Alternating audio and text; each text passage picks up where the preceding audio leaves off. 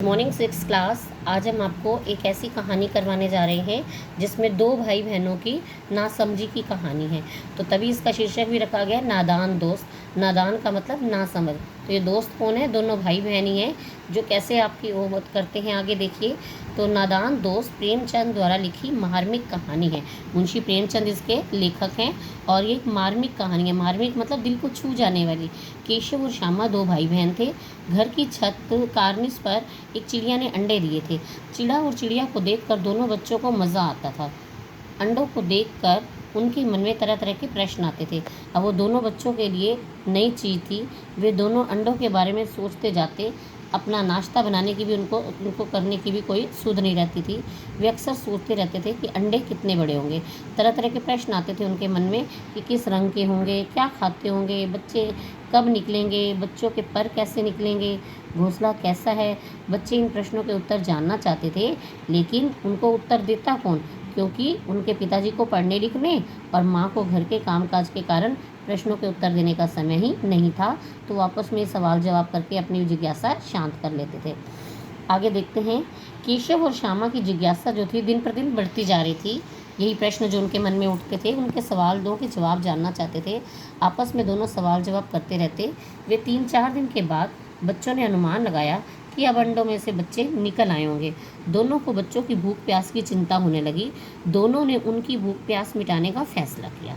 अब श्यामा ने क्या किया, इसके लिए चुपके से मटके से कुछ चावल निकाले और केशव ने तेल की प्याली साफ करके उसमें पानी भर दिया।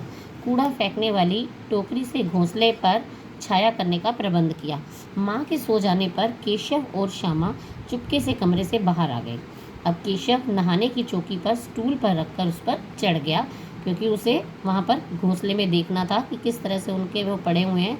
तो श्यामा ने स्टूल को पकड़ा और कार्निस पर हाथ रखते ही दोनों चिड़ियाँ उड़ गई। तब केशव ने फटे पुराने कपड़ों की गद्दी बनाकर अंडे उसके ऊपर रख दिए। तो ये दोनों बच्चों ने सोचा कि इनको धूप लगती होगी, इसलिए उन्होंने टोकरी रख दी जिससे छाया आए। और नीचे गद्दा बनाने के लिए उन्होंने क्या किया, फटे पुराने कपड़ों की गद्दी बनाई और उसके ऊपर चुपचाप अंडे दोबारा उठाकर रख दिए। खाने के लिए उन्होंने चावल के दाने डाल दिए और पानी की कटोरी रख दी। टोकरी को लकड़ी में टिकाकर अंडों पर छाया कर दी। सारे प्रबंध उन्होंने कर दिए। करके केशव नीचे उतर आया। श्यामा भी ऊपर चढ़कर देखना चाहती थी, परंतु गिरने के डर से केशव ने डांट कर उसको चढ़ने नहीं दिया। उसको लगा ये छोटी है, ये गिर जाएगी, तो मैं इसको बता देता हूँ। तो दोनों घर के भीतर जाके चुपचाप लेट गए, क्योंकि ये डर लग रहा था उनको कि माँ डांटेगी उठकर। तो उन्होंने अपने काम करके अपनी तरफ से तसल्ली से वो चुपचाप सो गए। तो गर्मी के दिन थे, लू चल रही थी, श्यामा और केशव सो गए। अब 4 बजे अचानक श्यामा की नींद खुल गई। तो वह बाहर आई भागी भागी। तो श्यामा कार्निस के पास आई और देखा, तो उन्होंने क्या देखा कि केशव भी बाहर आया और देखा कि पानी की प्याली टूटी पड़ी है। तीनों अंडे भी ज़मीन पर टूटे पड़े हैं, जिनमें से चूने जैसी कोई सफ़ेद चीज़ निकल रही थी जो टूटे अंडों में से। तो केशव उन्हें देखकर बहुत मायूस हो गया। मायूस का मतलब बेचैन, निराश सा हो गया बेचारा। तो उसका दिल टूट गया। तो श्यामा ने पूछा, तो श्यामा के पूछने पर केशव ने बताया कि अंडे फूट गए हैं, इसलिए अब बच्चे नहीं बनेंगे। अब दोनों बच्चों ने अपनी तरफ से तो बड़ी समझदारी की कि हमने सारे प्रबंध कर दिए, घोंसले में छाया भी कर दी और खाने पीने का भी सामान रख दिया। चुपचाप जाकर सो गए। अब दोनों बच्चों को धूप में खड़ा देखकर माँ क्रोधित हुई और धूप में जाने का कारण पूछा। तो श्यामा ने पूरी बात माँ को बता दी। अब माँ टूटे अंडे देखकर क्रोधित हो गई। अब उन्होंने तो सोचा था कि भाई इसमें माँ हमें कहेगी कोई बात नहीं, लेकिन माँ ने बहुत गुस्सा किया उनको और बोली तुम लोगों ने अंडों को छुआ होगा। अब छूने से चिड़िया के अंडे गंदे हो जाते हैं। तो ये बात उन बच्चों को तो पता नहीं थी। अब चिड़िया फिर उन्हें कभी नहीं सेती। सेती का मतलब उन अंडों के ऊपर कभी नहीं बैठती, गर्मी नहीं देती उन्हें, इसलिए उसने ये अंडे गिरा दिए होंगे। अब केशव और श्यामा दोनों एक दूसरे को दोषी बताने लगे।